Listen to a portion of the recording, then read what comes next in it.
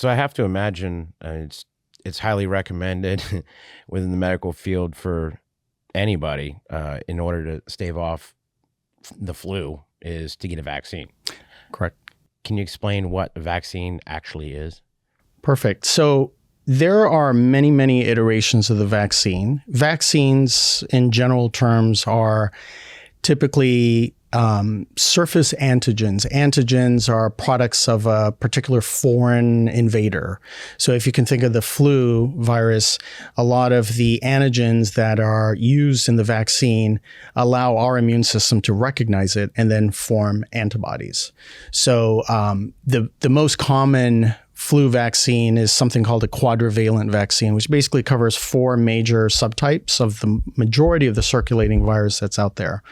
And in so doing, after you get the injection, which is a single injection on average yearly, within about 2 weeks, we develop antibodies that are intended to protect us. So think of it like an army that's ready to jump the moment you get exposed to the real virus. There's various formulations. The big things that do pop up when it comes to vaccinations is you want to avoid using vaccines in individuals who may have any allergies.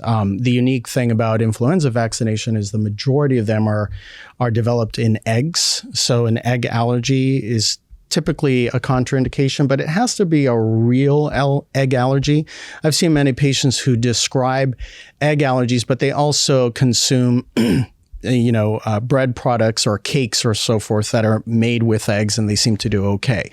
If there's any concern that an individual has a significant egg allergy, then those individuals can always see an allergist.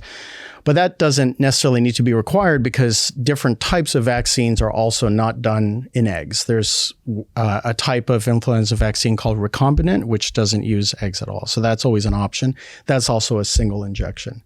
For folks that may be needle phobic, there are these air injectors, which sounds like it would be more pleasant because there's no needle, but a liquid is rapidly injected under the skin. But that actually leads to more injection site reactions. So at the time of the injection, you're like, I didn't feel anything, but you're more likely to have soreness after that. So those are not routinely done, but an individual who says, I absolutely don't want to get any needles, any injections, that's an option. The final flu vaccine is called live attenuated influenza vaccine, or LAIV. That's an intranasal formulation. And that has advantages because there's no injection whatsoever. So you're actually injecting, putting it within the nose, and the immune system reacts to that. The only problem with that one is the major classes of vaccines are those that are killed and those that are live attenuated. Live attenuated means that there is replicating virus, but it's a wimpy version of that virus.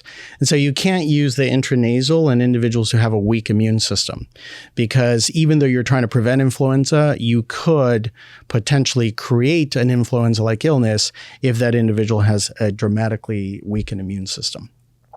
These conversations we have with patients all the time, the vast majority are pretty straightforward. Any egg allergy? No. Any problems with needles? No.